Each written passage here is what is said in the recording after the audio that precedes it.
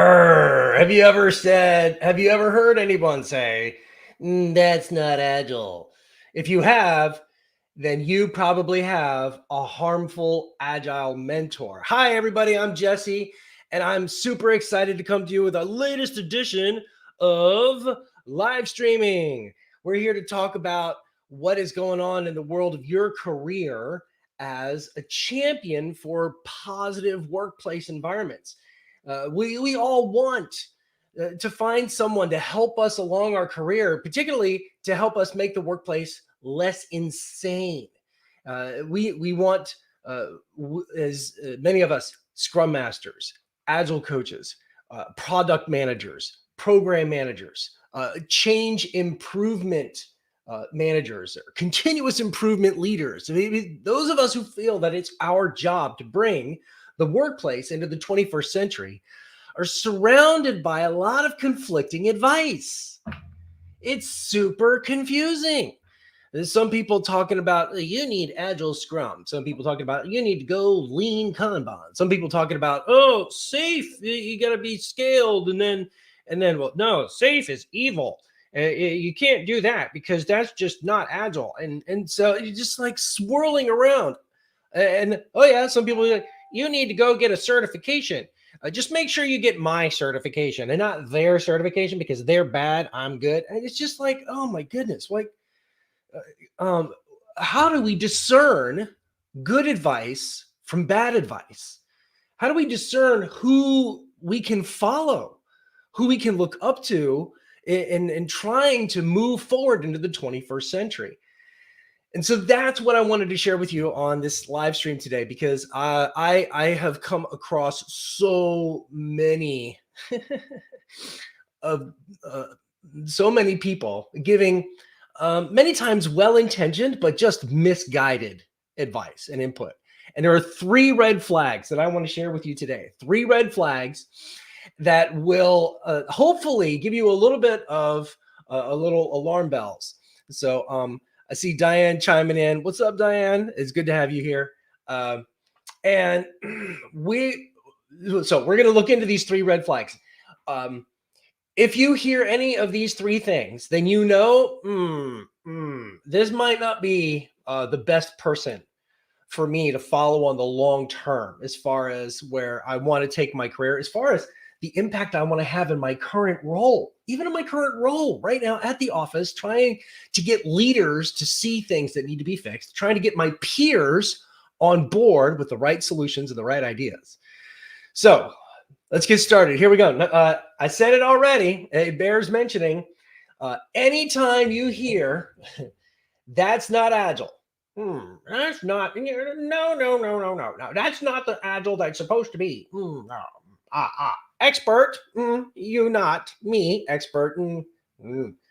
And there was a tweet that I saw a long time ago. I can't even remember the person who posted it. It said, every time somebody says that's not agile, an angel loses its wings. That's not agile. That's not the point. So here's usually where it's coming from. Usually when you hear this phrase being uttered about by an overpriced consultant or a very passionate change maker leader who thinks, I know exactly what this should look like. Number one, sometimes it means that practice, that technique, that method is not compliant with my fixed impression of agile methods. So what if I wanted to do a 6-week sprint? That's not agile. Well, if you only ever delivered 12 months at a time, and now you're delivering every half quarter, that's an 8x improvement.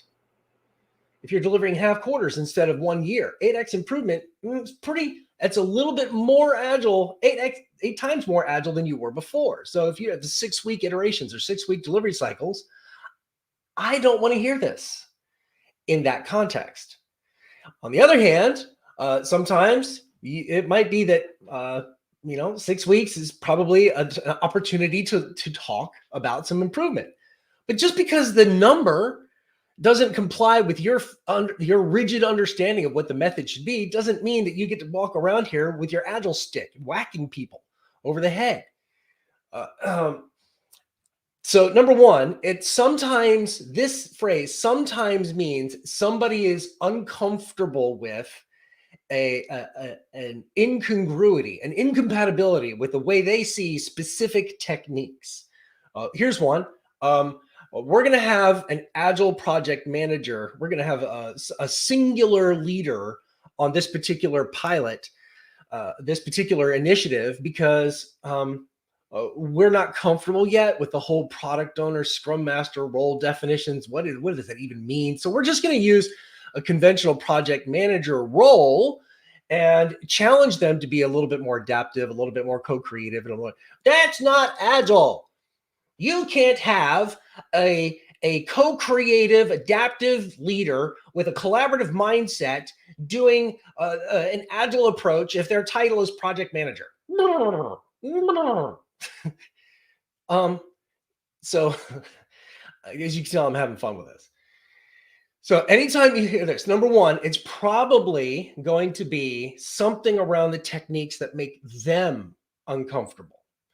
Number two, it's also sometimes relative to some of the mindset or some of the principles and the core convictions. So for example, if you hear an executive say, we are not competitive. We, as a technology organization, for example, we take too long, internal IT, we take too long, and we cost too much. Lupe's here. Yeah, I'm glad you the angel loses its wings. That's what's up, Lupe? And so if this executive is frustrated, IT takes too long, costs too much. We have a huge brand problem. People are going to outsource their IT. We need to do more with less. And immediately, no, that's not agile.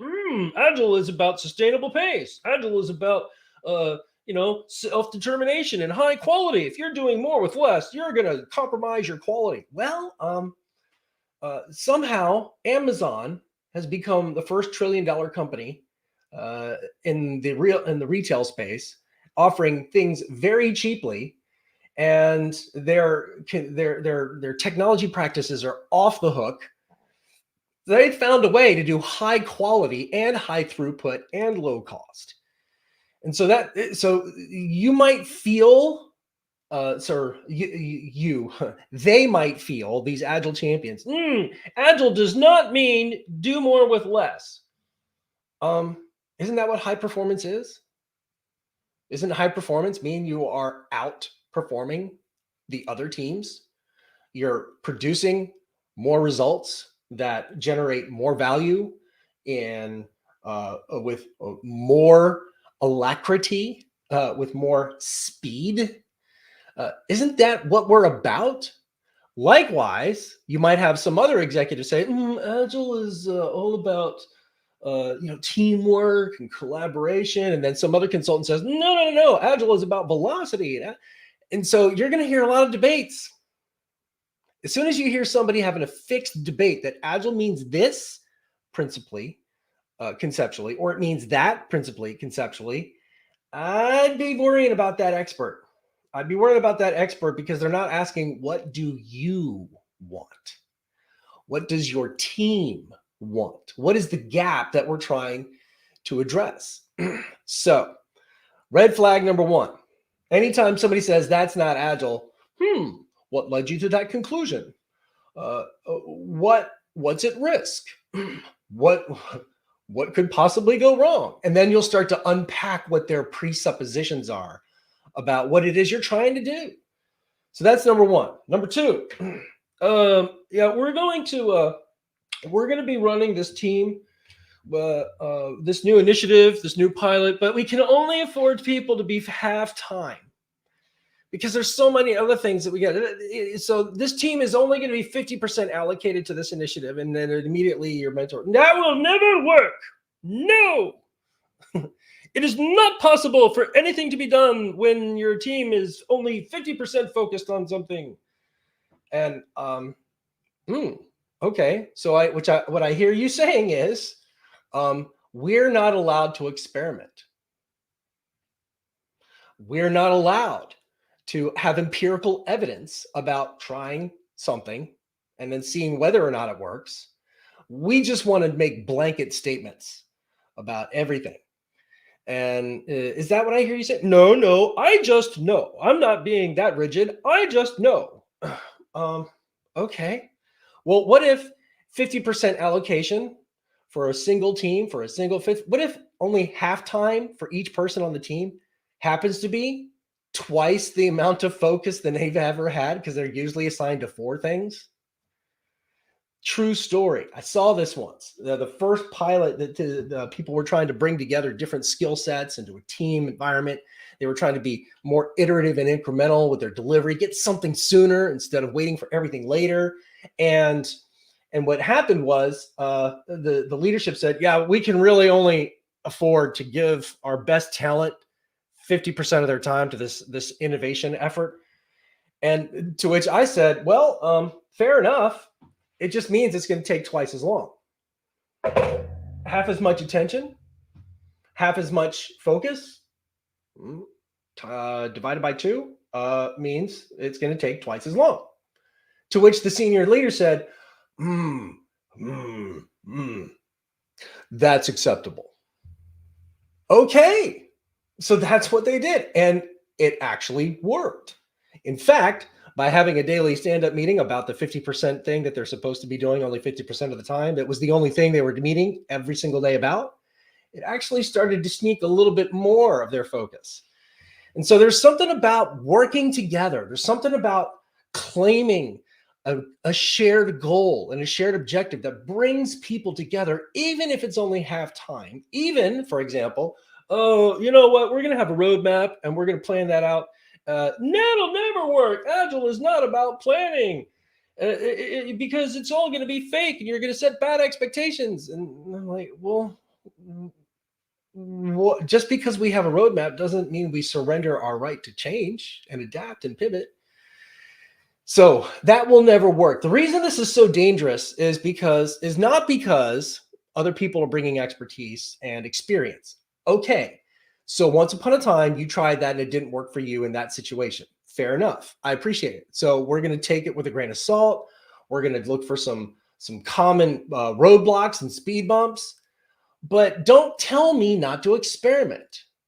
Don't tell me not to try something for myself, because no two teams are the same. No two companies are the same.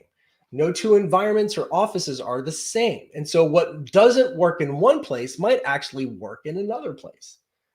And also, what was a silver bullet last time may not work here. And so beware. This is a kind of copy paste mindset. And so beware of the copy paste mindset, the copy paste strategy, where your mentor is telling you this is exactly the strategy. Follow these down to the rule for every single time, every single person, every single situation. Okay, so where is the line between what is firm and what is flexible? And that's what you want to know from your mentor. Well, okay, what part of this is non-negotiable, and what part of this might be context specific? So that's so that will never work because I've never seen it work because I've only done it twice. That's red flag number 2. Here comes our third and final red flag for the day. When you hear somebody say, they don't get it. They're out to get us. Or that trade association is evil, and any consultants or any trainers or coaches from that association, you can't trust them. And that vendor over there, that vendor stole all the intellectual property they have. Grr. Suddenly, I feel like we're on like a bad episode of Desperate Housewives or bragging boys, kind of like talking drama at each other, and like, where is this coming from? And so A lot of times when you hear a mentor say that methodology is evil, that method safe, let's just call it out there. The scaled agile framework gets a lot of heat because it presents a lot of good practices in a format that's consumable by people of a certain culture in a certain environment. Likewise, people who people who are of one particular company or another, they're going to be called like they're money grubbers and whatnot. Well, everybody has virtue to some degree. Every trainer, every coach, every potential mentor you have does have some knowledge to impart. They do have some experiences to offer. And so it's less about whether that mentor is universally evil and that mentor is universally not trustworthy, and more about whether alignment. So I happen to know one of the people that went through one of our workshops. His name is Brian, and Brian is a licensed trainer with one particular organization that is getting a lot of negative attention right now, a lot of negative heat. And they're like, they're not, they talk about being collaborative, but then they'll go out and get you. But Brian is like an amazing leader. And not only is he leading a new way of working in his own office, but he's using that license, that certification that he can offer to other people to help bring them to a new understanding of how to collaborate, how to innovate, and how to have more empowered workplace. And so I get very, very suspicious when I hear people putting labels on their competitors, when they put labels on other potential mentors. Are you really saying they are bad and I am good? Or are you really saying I feel threatened by other mentors in your life and in your career? And I would be very careful about any mentor who says opposite of what I say, because my value is in my knowledge rather than my partnership.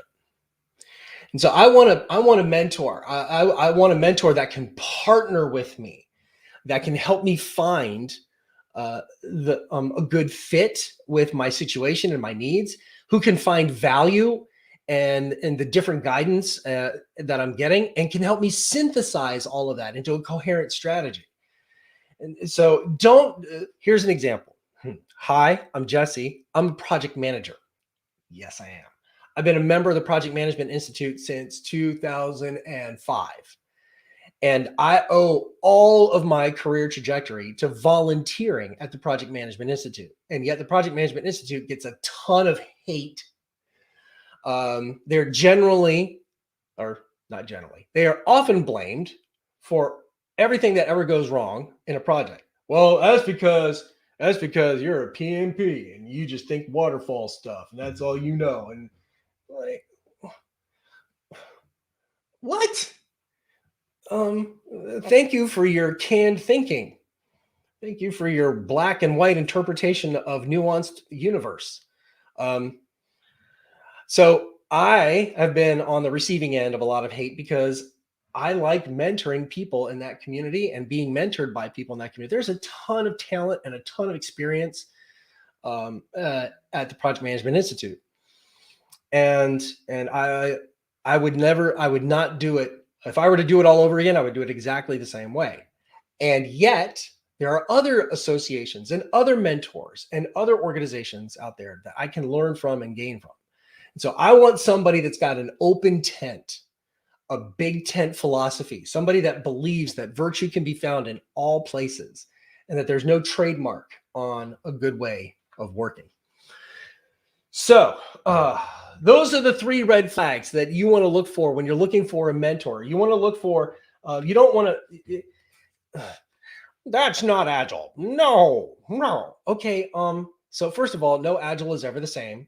Second of all, it's not about being agile. It's about being effective. And that is deeply contextual. So do you need more productivity? Do you need more competitiveness, more innovation? What's the goal? The goal is not agile. The goal is higher order. Number 2, that'll never work. I'm discouraging you from trying new things. I'm discouraging you from experimenting to see what fits for your context, because in my experience, this is what works and that never works. But that's only my experience. I want a mentor that can think beyond. I want a mentor that's open to the possibility that what didn't work in their experience was because of the situation and not because of the approach or the technique or the experiment. And then finally, beware of labels. Beware of mentors that are very negative, and they see wolves all about.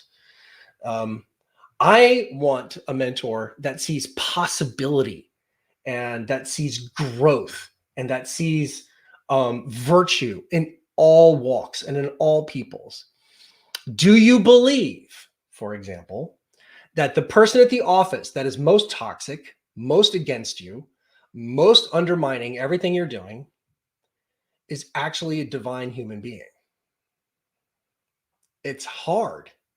And I want a mentor that can help me point me to the humanity of the person that's coming at me with the most toxicity. I want a mentor that's not going to enable my labeling. I want a mentor that's going to challenge me on that. It's going to challenge me on my black and white thinking and to create a space for all things. So um, if that sounds, if you're getting the help that you need in order to navigate the complexity of the workplace where it's confusing about all the different advice, that's awesome. If you want to, on the other hand, if you want to talk a little bit about how you can discern who the right mentor is and who the right advisor and the right coach is, then I'd love to talk to you in more depth at agilevictory.com/mentor. I reserve time slots to talk to anybody about this stuff. I love talking about it. And this particular topic, this might be one where I'm inviting you to hold me accountable and get on the phone with Jesse and see if Jesse passes the 3 red flags. Because I might be talking some game, but not living up to it. And that might be an opportunity for you to test your own analytical skills, your own leadership skills. But really, I want to invite you, if you're getting the kind of support and the kind of improvements that you're adding.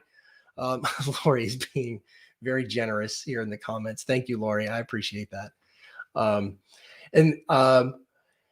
So if you want to talk more about this, I am here to help you find the help you need in order to get over all of the stuff that we just are battling up against: overcommitment, toxic interactions at the office, bickering and arguing over priorities, people dropping the ball all the time, working overtime when you really should be able to clock out at some point, and then being so overcommitted yourself that you start feeling your own balls dropping. And then not even getting the reward or the recognition for doing good work when you are able to get it done.